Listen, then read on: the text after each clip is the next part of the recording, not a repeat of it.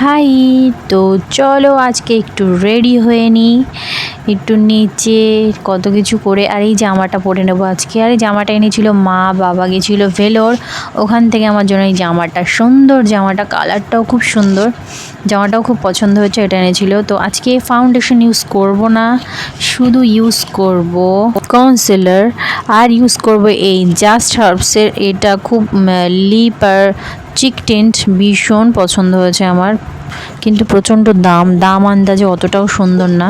তো এটা নেওয়ার পর গাল দুটো লাজুক লাজুক ভাব হয়ে গেছে, পিঙ্কিশ ভাব হয়ে গেছে।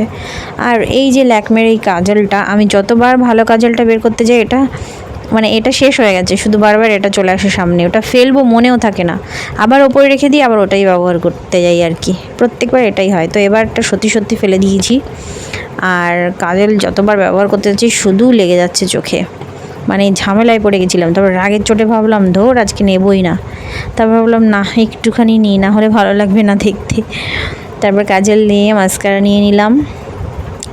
মাস্কারা নেওয়ার পর ভাবলাম কিছু একটা কম আছে, ভাবলাম না লিপ টিন্টে কাজ হবে না, হালকা একটুখানি লাল, এমনি ঠোঁট কালো তো ভাবলাম একটু লাল লিপস্টিক নিয়ে নিই, তাহলে সেই কালো ভাবটা, জঘন্য ভাবটা চলে যাবে। তো সুন্দর একটা লালচে ভাব এসছে। এবার ভাবছিলাম কি একটা কম লাগছে মনে হচ্ছে, তো দু হাতে ভাবলাম যে একটা ঘড়ি পরে নেওয়া যাক, ঘড়ি পরলে ব্যাস একটু দেখতে ভালো লাগবে। এবার কি দরকার, একটা পারফিউম দরকার।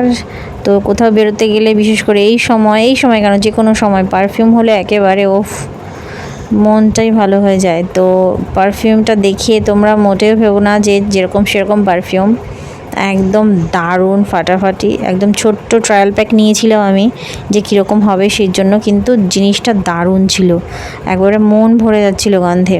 তো চুল নিয়ে কি করব সেটা ভাবছিলাম, তো শেষে মনে হচ্ছে এক ধরনের ক্লিপ, না একদম এক ধরনের ক্লিপ, সেই পুরনো, ভালো লাগছে না, তো ক্লিপ দিয়ে কিছু একটা নতুন কিছু করা যাক।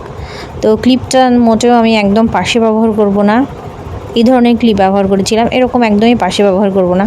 চলো তোমাদের নিউ কোয়ালিটির চুল বাঁধা 2 মিনিটের মধ্যে চকাচক করে হয়ে যাবে। তো এক পাশের ক্লিপটা, এক পাশের চুল নিয়ে এপাশে পেছন দিকে মেরে দিয়েছি, আর এক পাশের চুল নিয়ে পেছনের দিকে মেরে দিলেই ব্যাস হয়ে গেল। দারুণ করে বেঁধে নিয়েছিলাম, তো ভালোই লাগছিল। তো যতই আমি চুল এরকম ছেড়ে দিই না কেন, যখন বাইকে উঠবো তখন চুলের অবস্থা একেবারে বাজে হয়ে যাবে। তোমরা সবাই জানো বাইকে উঠলে কি অবস্থা হয়। তো পরে চুলটা যখন বাইকে উঠেছিলাম, একদম চুলটা খোপা করে নিয়েছিলাম, নেমে টেমে আবার এরকম করে নিয়েছিলাম।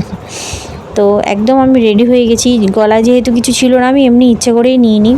তো কেমন লাগছে জানিও, আর অবশ্যই সাবস্ক্রাইব করে দিও, পাশে থেকো, সঙ্গে থেকো।